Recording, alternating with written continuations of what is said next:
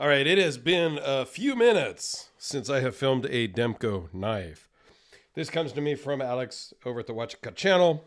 Link to his information will be below, but if you're watching me, you probably know who he is already.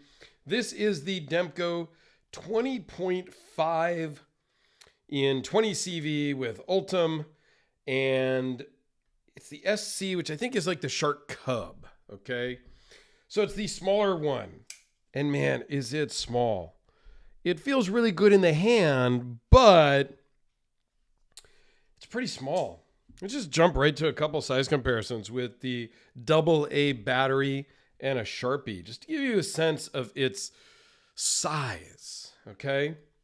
Which is not necessarily a problem. I owned a 20.0, which I loved, but I obviously didn't love it enough to keep, because it's down in Alex's collection now. These are super fidgety. They're kind of fun. The Shark Lock, which is what they're known for here, is very cool. And it allows you to open it thusly as well. And there's been a lot of videos where people talk all about the lock. I am not a lock expert, so I'm going to leave that to other people. Now, these are made overseas. Some of their stuff is made here in the United States. More of the production things and whatnot are made overseas. So if that's a thing for you, well, that's on you. This particular one is made in Taiwan. Even though it says Pennsylvania here on the pivot, that's always been a little bit of an oddity for me. Now, I get it. They're based here in the United States.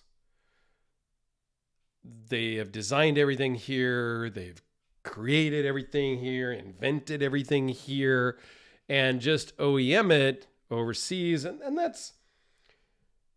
it's okay. I don't have necessarily a problem with it. I would just prefer they not put this on there with the ones that are made in Taiwan. Personal preference. If you choose to disagree, let me know why down below in the comments. That'd be great. I am always open to a healthy discussion. Can you Spidey flick it? Reverse finger flick it? Not really. I can't. Give it some wrist, you can. Give it some wrist and you can do pretty much anything in opening a knife. Again, super fidgety. This particular one uses Ultem, which is a see-through, a translucent polymer type of material. It does have an ambidextrous pocket clip. So this is a truly ambidextrous knife. Double thumb studs. The Shark Lock is back here on the center of the back. So it will be equally usable for lefties and righties. I am obviously not a lefty. So it's not as easily usable for me because my left hand is stupid and can barely do anything. Okay. My sister got the left-handed brain and I got the right-handed brain. So there you have it. All right, let's talk about some specs. 4 1/4 inches closed, just a hair over 6 3/4 overall. This is the clip point blade. They do have a shark foot blade, they call it. It's basically a shark's foot blade. 2.72 inch blade, 0.024 behind the edge. So it's rather a little thick, especially considering the blade only starts out at 0.098. CPM 20 CV, weighs in at 2.5 ounces. So it is lightweight, disappears in your pocket. You can see Alex is using this thing, and I love that. I carry almost all my knives. I will use them anywhere I happen to be, where I need to do a cutting task. Doesn't matter what's in my pocket, whether it's a $10 or $20 Chinese made, whatever, or a 5-figure custom made in the United States. If something needs cutting, I am pulling out whatever is in my pocket and I am cutting it.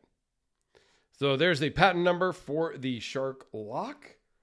So good on them. Barrel spacers, pretty general, normal stuff, right? Runs on bearings. Now, there are different models. Like I said, there's different models with the sheep's foot versus the clip point. You can also get it with or without thumb studs.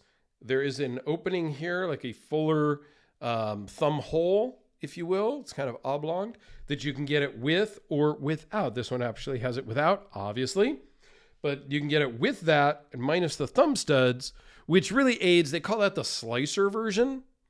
And you can get it in different scales, different blade finishes, because then there's no thumb stud, because that is sort of in the path of the cutting edge, right? So if you are really slicing and using this for food prep or whatnot, that thumb stud could potentially get in the way of the material you are cutting. So the slicer version has this see-through fuller and a 0 thumb studs. So kind of a cool array that you can do different things in different ways. So here it is with the Sharpie again, the Spyderco Delica.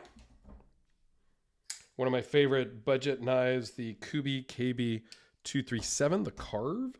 Full size D2, about 45 bucks. These are about 250 bucks-ish.